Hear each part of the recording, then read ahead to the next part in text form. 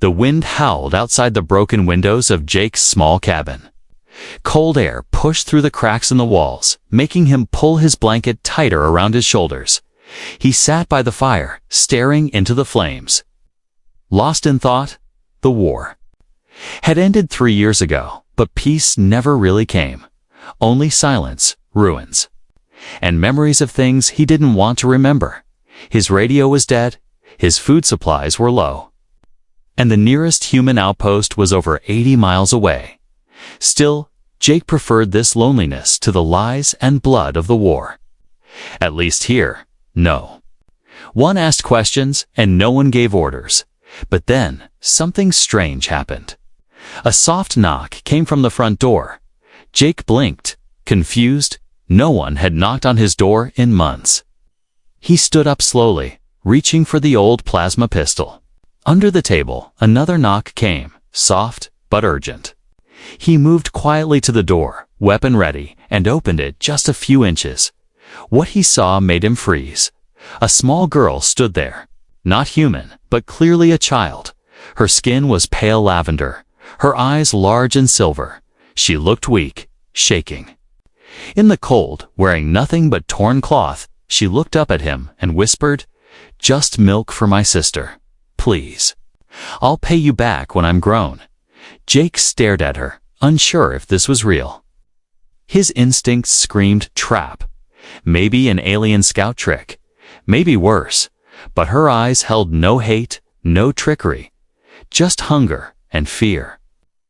He opened the door a little more, still holding the pistol close. "Who are you? Where are your parents?" he asked. But the girl didn't answer. She just stood there, swaying like she might fall. Then she collapsed. Jake caught her before she hit the ground. She was ice cold, skin stretched tight over bones. He hesitated for only a second, then carried her inside and laid her on the old couch. She whispered again, almost too quiet to hear, "Please, don't let them find us." Jake quickly checked outside, but saw nothing in the dark forest. He shut the door and locked it, heart pounding. What was going on? Why would a child, an alien child, be alone out here? He grabbed a blanket and wrapped her in it, then went to the kitchen and poured some of his remaining milk into a small metal cup. He warmed it over the fire, then brought it to her lips. She was barely conscious, but she drank. He watched her carefully, but she didn't change or shift form like a spy or shapeshifter. She was just a little girl. Jake sat back, confused and worried.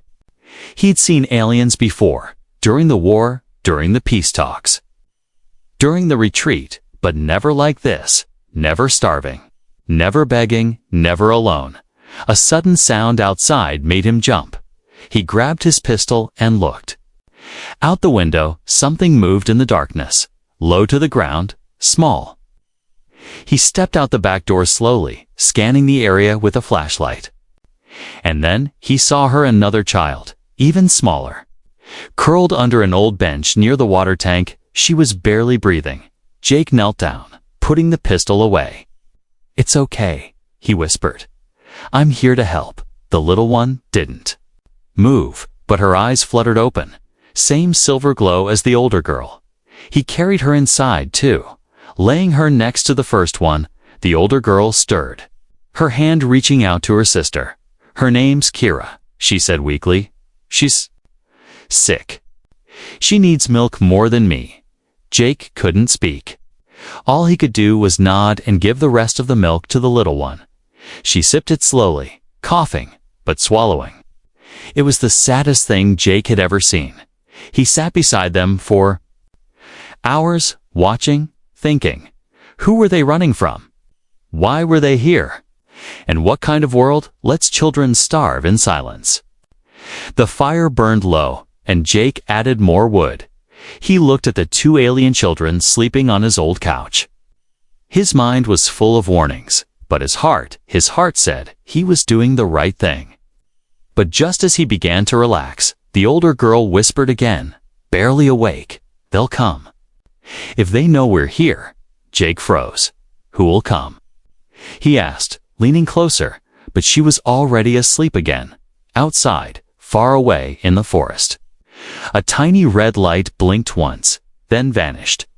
The cabin was quiet, except for the soft crackle of firewood. Jake hadn't slept, not even for a minute. He sat in the wooden chair, staring at the two alien children wrapped in blankets on his couch.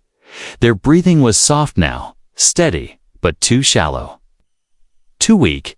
He didn't know if they'd make it through the night. His thoughts were spinning. What were they doing out there? Where were their people? And why did they seem more afraid of being found than of dying? He stood up and walked quietly to the kitchen. There wasn't much left. A few cans of protein mash, some old crackers, and less than a cup of milk. He poured the last of the milk into a bowl and placed it gently on the floor near the couch. He whispered to himself for the little one. Kira, the older girl, Zira, that's what she had called herself, stirred awake. Her silver eyes opened slowly, blinking at the soft light from the fire. Jake crouched down beside her and spoke softly. Who are you running from? Zira looked at him, then at her sister. She didn't answer at first, just pulled the blanket tighter around Kira's small frame. Then she whispered, They called us the Lost Ones. Jake tilted his head. Lost how? He asked. Our moon was attacked, she said, voice trembling. Not by your soldiers, but by someone worse. Scavengers who steal children and sell them to mines. Jake's stomach turned. He'd heard rumors during the war colonies, where kids disappeared, never seen again. We escaped, Zira continued, but not alone. Her eyes softened. A human man helped us. He wore armor like yours. But he smiled. Jake leaned in, heart pounding. What did he look like? Zira reached into her torn pouch and pulled out a wrinkled photo. It was water-damaged and faded, but Jake could see it clearly. A tall man in military gear, kneeling beside a small alien child. Smiling, Jake's hand shook as he took it. It was his brother, Ryan, the one who never came home. The one whose body was never found. He died helping us escape, Zira whispered. We didn't know his name, but he gave us this. Jake felt like the ground had vanished beneath him. His brother hadn't vanished in battle. He'd died saving these kids, not as a soldier, but as a protector. He stood up and walked to the window, staring into the cold night. His hands trembled, not from fear, but from something heavier, guilt, confusion, and a strange kind of hope. Zira sat up slowly, her hand resting on Kira's head. She hasn't spoken since the attack, she said, but she listens. She watches. Jake turned back toward them. She's strong, he said. You both are. Zira nodded, but then her face changed. She looked toward the window, eyes narrowing. Did you hear that? She whispered. Jake froze. He turned off the lamp and picked up his flashlight. Outside, everything looked still, but then he saw it, a faint red glow near the tree line. Blinking once, then going dark, he opened the back door slowly and stepped out. The air was freezing, his boots crunching softly against the frosted ground.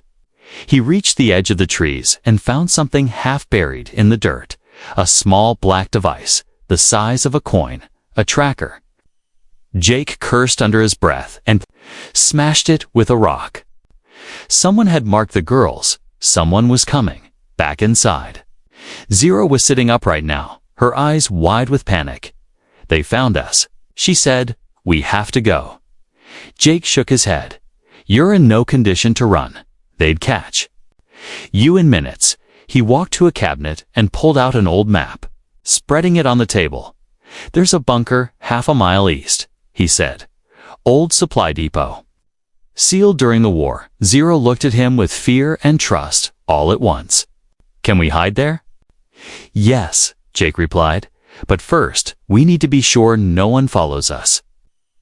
He began packing what little food he had, wrapping Kira in extra blankets. Zira moved slowly, trying to help but clearly still weak.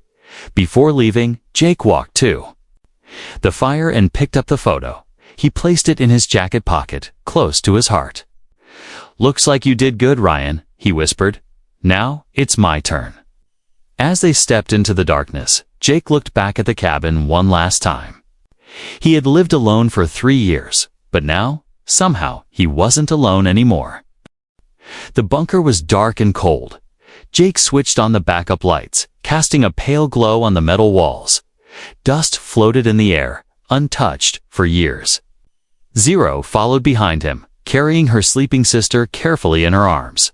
Her steps were slow, careful, as if she was used to hiding in silence.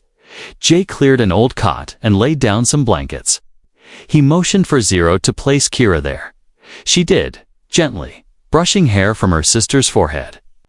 Then she sat down, her back against the wall, arms wrapped around her knees. Jake watched her for a long moment, then sat across from her. He spoke quietly. "I want to understand." Zira didn't speak at first. She just looked at the floor. Her silver eyes distant, like she was staring through time. Then she said softly, "They called us the Lost Ones." "But we were never lost." Jake waited, not pushing her. Zira took a shaky breath. "Our home was a small moon, Mirren's halo," she said. "Not rich, not powerful, just peaceful. My parents were scientists, working with your people. Before the war, but when the fighting started, humans pulled out." Jake nodded slowly. He remembered how fast alliances broke once the war began. After the war began, Zero continued. "Our moon had no protection. Pirates came," she whispered. "They didn't care about sides, just about money. They destroyed our town, captured the adults, and left the children to die." Jake clenched his fists. He'd seen what war did. But this was different. This was cruelty without Scifi. Without reason? "How did you escape?" he asked. Zira smiled faintly. "Just for a second, there was a human man. Tall, strong, with eyes like yours," she said. "He found us hiding in the forest. Starving, sick, he gave us food, warmth, and taught us how to stay invisible." Jake's throat tightened. That man was his name, Ryan. Eyes lit up. "I don't know his name," she said, "but he called me kiddo. And he always said, 'You protect the weak, no matter the species.' He was kind. But he was hunted." Jake looked away, blinking hard. That was his brother's voice in those words. That was Ryan. Without a doubt, he died covering our escape. Zira said, voice quiet, "He fought until he couldn't stand. I was carrying Kira. We ran and never stopped." Jake rubbed his face with both hands. For years, he'd thought his brother had died in some forgotten ambush. But now he knew the truth. Ryan had died a hero, saving 2 alien children, the universe. "Wanted to forget, you said others were taken?" Jake asked. Zero nodded slowly.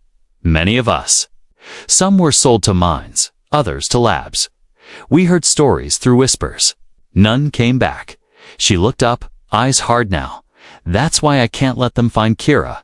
Jake felt the weight of her words. 2 little girls running from monsters, not because of what they were, but because no one thought their lives mattered. But Ryan had cared, and now Jake did too. He stood up and walked to an old locker, pulling out a small battery generator. He hooked it up to a heating unit and placed it near the girls. Then he opened a ration pack and handed it to Zira. "Eat," he said. "You need strength." Zira hesitated, then took the food with both hands. She ate quickly, but politely, like someone trained to survive without begging. "Tomorrow," Jake said, "we're going to figure out who's tracking you. There's no way a tracker got here by accident." Zero looked at him, nervous. "What if they find you too?" Jake gave a small smile. "Then they'll learn I'm not my brother. I'm worse."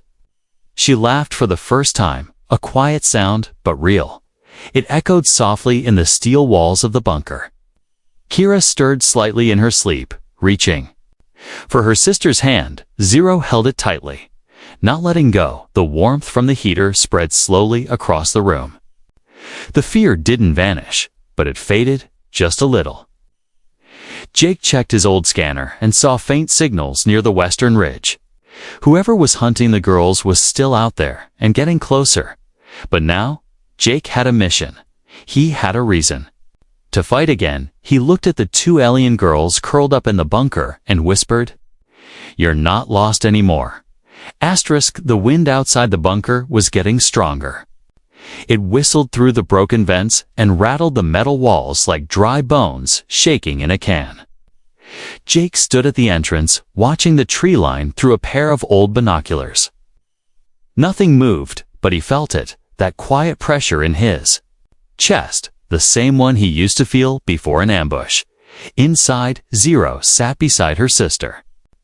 Humming a soft tune, Kira was still too weak to speak.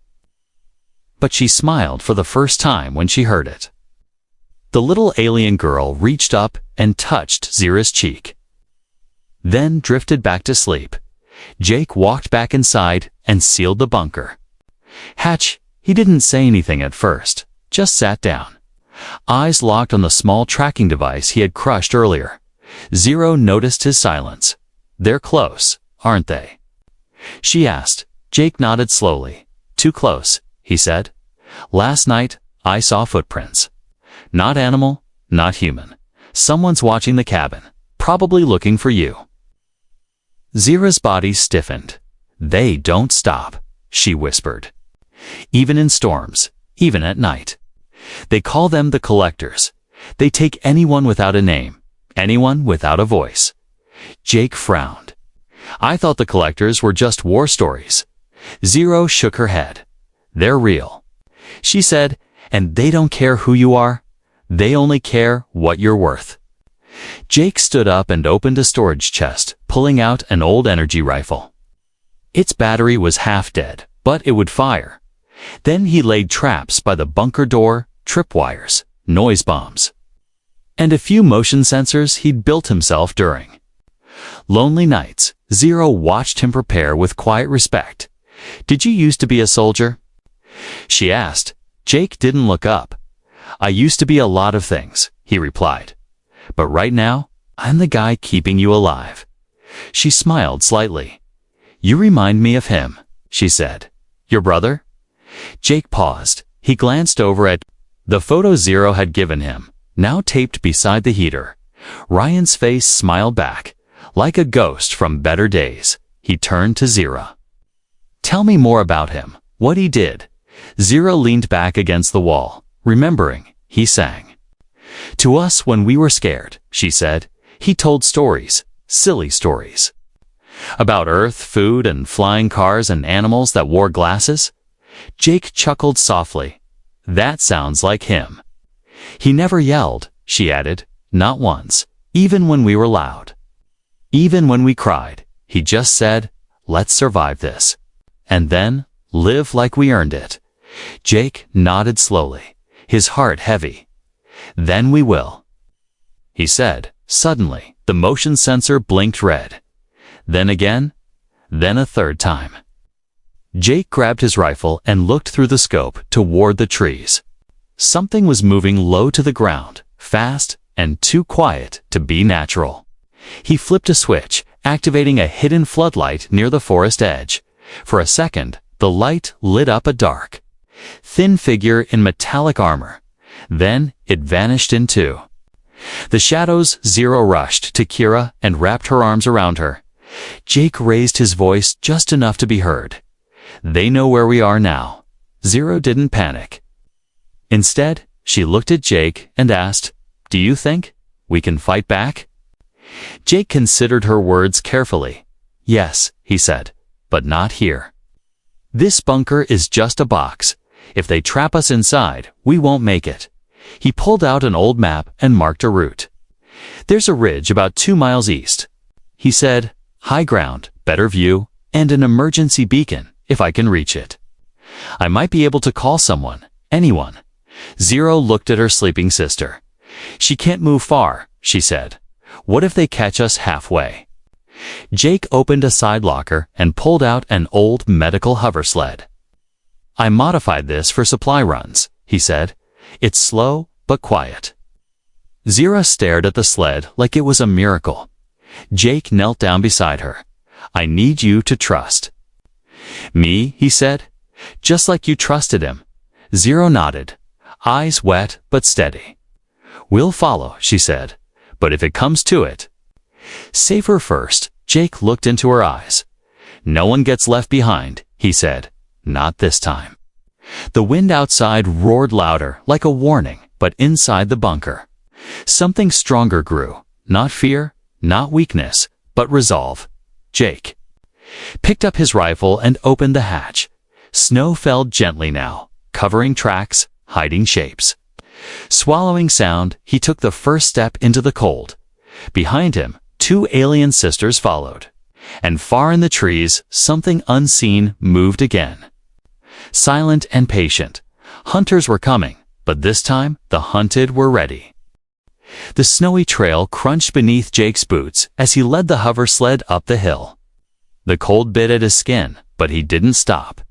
Behind him, Zero followed, her thin arms wrapped around her sister, who lay motionless on the sled. Each step was heavy, not just from the snow, but from the fear pressing down on them.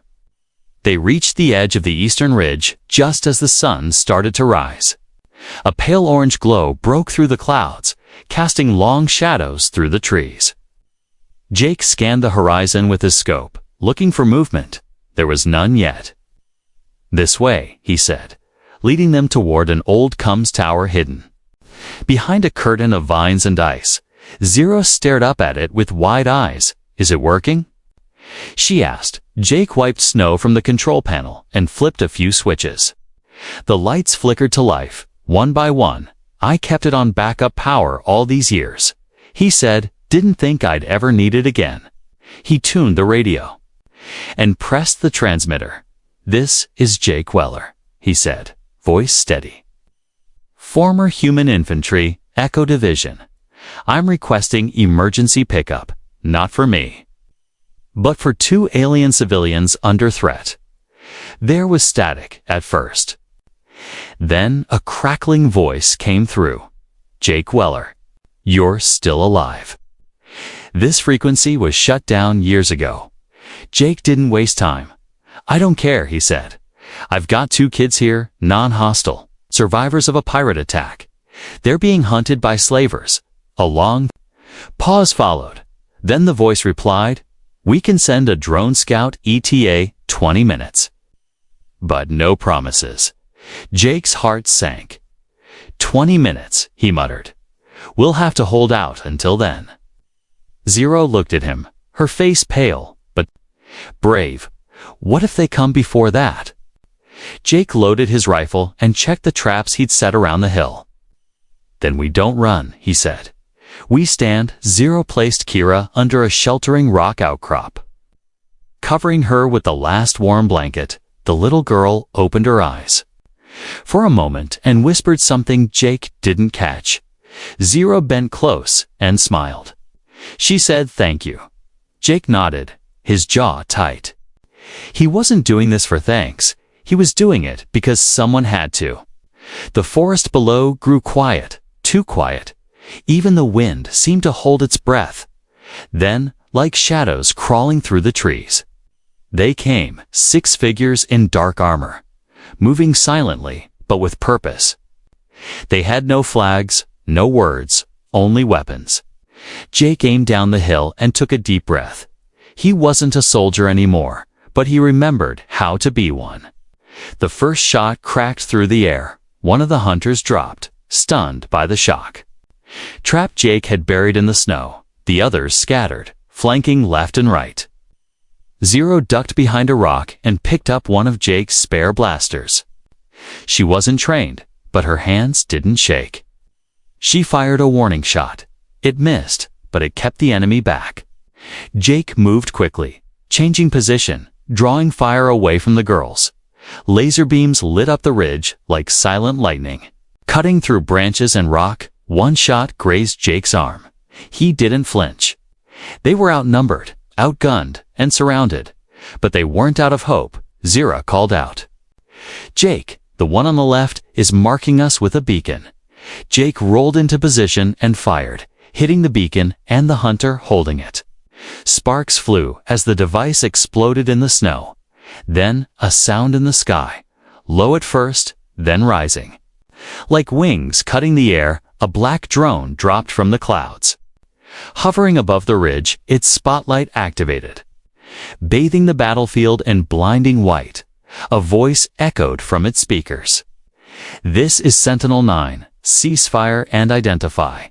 The hunters turned, hesitating for the first time. They recognized the drone and what it meant. Jake stepped forward, weapon still raised. "These kids are under my protection," he said loudly. "You want them?" "Come through me." There was a long, tense silence. Then the hunters vanished, retreating into the trees without another word. No fight, no threat, just gone, like shadows in the morning light. The drone slowly lowered to the ground and deployed. A small medunit, Zira ran to Kira's side as the medbot scanned her vitals and began treatment. Jake dropped to one knee, exhausted, bleeding, but still alert. A second voice came through the drone. Clearer this time, "Jake, what you did today will be recorded." Jake looked up and said, "Don't record me, record them." Two kids who survived a galaxy that didn't care. Zira looked at him, her eyes full of something between sadness and wonder. "You didn't have to fight," she whispered. Jake gave her a tired smile. "Neither did my brother, but he did anyway." The drone extended a ramp for boarding. Jake lifted Kira carefully and helped Zira climb aboard. As the doors closed, he looked down at the battlefield. The snow, already covering the footprints, the traps, the blood. It was over for now. But Jake knew this wasn't the end. It was just the start of something bigger. The transport drone soared above the forest, silent and steady. Jake sat on the cold metal floor, his arm wrapped in bandages, his back resting against the wall. Across from him, Zira held Kira close. The little one breathing easier now, thanks to the medunit's injections. The quiet in the drone wasn't peace, it was waiting. Zira kept looking at the scanner on the wall, watching the red dots. "They're still following," she whispered. Jake nodded. "The drone bought us time." "Not safety," he said. "They're not done yet." The drone pilot's voice came through the speaker. "Multiple heat signatures trailing us, 2 ships of broken orbit and are heading this way." Zira stood up, her voice tight. "Can't we go faster?" "No," said the pilot. "This is a med scout, not a warbird." Jake pulled himself up and looked out the rear window. 2 dark ships glided behind them, fast and low. He recognized the design, fast slaver hunters armed with boarding tools. "Not diplomacy. We won't outrun them," Jake muttered. "We'll have to make a stand." The drone shuddered, then began descending toward a rocky valley. "We're landing in 5 minutes, the pilot said. "There's an old cum relay down there. Use it as shelter." Jake checked his gear. 1 energy rifle, 2 low power grenades, and a cracked combat knife. Zira had her small blaster and a heart full of fire. It would have to be enough when the drone landed. The hatch opened with a hiss. Jake helped Zira carry Kira into the stone relay station, an old outpost carved into the cliffside. Inside were broken terminals, crates, and thick metal walls. It wasn't much, but it was solid. Jake sealed the main door and looked around. "All right," he said, "if they want to fight, they'll get one." Zira gently laid Kira on a padded crate, then turned to Jake. "I want to help," she said firmly. Jake met her eyes. "You already are." The sky outside darkened as the ships drew near. Engines roared above the valley, shaking the ground. Then silence. Jake stood near a cracked window, watching. Figures dropped from the ships on long black cords. 6, maybe 7. They moved like ghosts, fast and quiet. Then the first explosion rocked the front door.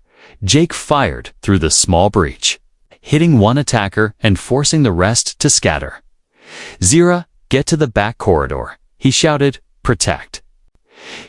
But Zira didn't run. She stayed close, her blaster shaking in her hands. "I'm not leaving you alone," she said. The attackers surrounded the station, using smoke grenades to block the windows.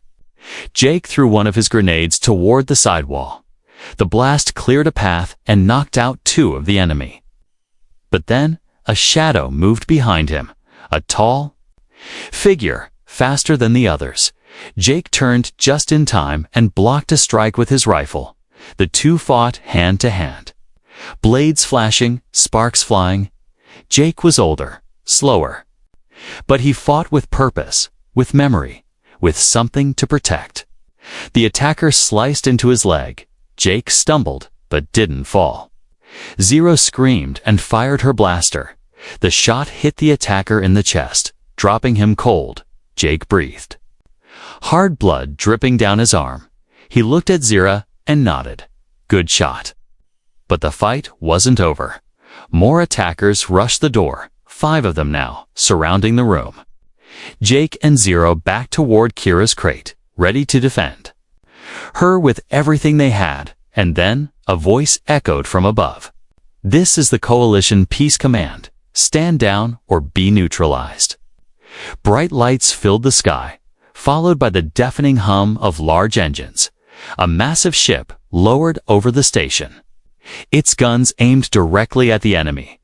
Dozens of peacekeepers in silver armor dropped to the ground. Weapons drawn, the slavers hesitated, then dropped their gear and fled. A few tried to fight. None succeeded. In less than a minute, it was over. The peacekeepers secured the area and carried Jake inside the medical bay. Zero followed, holding Kira tightly as they walked through the smoke and silence. A tall peacekeeper approached, his helmet off. He looked at Zero and said, "We heard your message, child. You spoke through his old beacon." Zira nodded slowly. "I didn't know anyone would listen." The peacekeeper smiled gently. "Sometimes all it takes is one kind voice." Jake, lying on the medical table, smiled. "Through the pain, you kids better get a safer galaxy than we did," he said. Zero took his hand and whispered, "When I'm grown, I'll make sure of it." The ship's engines roared back to life as it lifted from the valley. Below, the ruins of battle faded into the snow. Above, 3 lives were rising toward something new. Safety, maybe peace, maybe more. For the first time in a long time, Jake allowed himself to rest. Not because the war was over, but because someone else would carry the light forward. And this time, the future felt possible. The hall was quiet. Not the silence of fear or danger, but the kind that comes with peace. 1,000 seats were filled, yet no one spoke.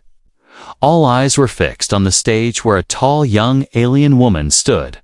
Her lavender skin shimmered softly. Under the lights, her silver eyes scanned the crowd, human and alien. Sitting side by side, she took a slow breath, adjusting the metal on her uniform. She was no longer a child hiding in the snow. She was Commander Zira of the Galactic Peace Council. Behind her, a statue stood tall, a man in worn armor, holding out a bottle of milk. His face, carved in stone, was calm and kind, and his name was written beneath in 2 languages. Jake Weller. Guardian of the Forgotten, Zira stepped forward to the microphone and began to speak. "Years ago, I was just a starving girl, afraid of everything. My sister and I ran from the worst parts of this galaxy, not because we were soldiers or criminals, but because we had no place, no voice." She paused and looked toward the front row. A teenage girl sat there, smiling proudly. Kira. Healthy, strong, and full of life. Zira continued. "We knocked on the door of a stranger. A human, a species we had been taught to fear. And instead of fear, he gave us warmth. Instead of anger, he gave us milk." Laughter echoed gently through the crowd. but many eyes were wet with tears. Zira's voice softened. He never asked where we came from. He never demanded payment. All he did was protect us. When he could have turned us away, she looked at the statue behind her. Jake Weller wasn't a leader, she said. He wasn't rich or famous. He was just a man who believed that children shouldn't be hunted and kindness shouldn't be rare. Zira stepped down from the stage and approached the flame at the center of the hall, the flame of unity. She lit a candle and placed it beside dozens of others, each one representing someone lost, someone saved, someone remembered. Then she returned to her seat beside her sister. Kira whispered, "You did great," and squeezed her hand. Later that evening, after the crowd had left, Zira walked alone through the peace garden outside the hall. The wind was soft, the trees glowing faintly under the moonlight. She sat on a stone bench beneath a tree planted in Jake's memory. It had strong roots, wide leaves, and small white flowers that only bloomed in the cold. Just like he did, she thought, from her pocket. She pulled out a wrinkled photo, still faded, still creased. It showed a smiling soldier kneeling beside a small, alien child. The photos that saved their lives. The photo that reminded her what? Kindness looked like a voice spoke from behind Commander Zira. She turned to see a young cadet, human, standing at attention. He looked nervous, holding a small package. She smiled. "Relax," she said. "I'm not going to bite." He handed her the package.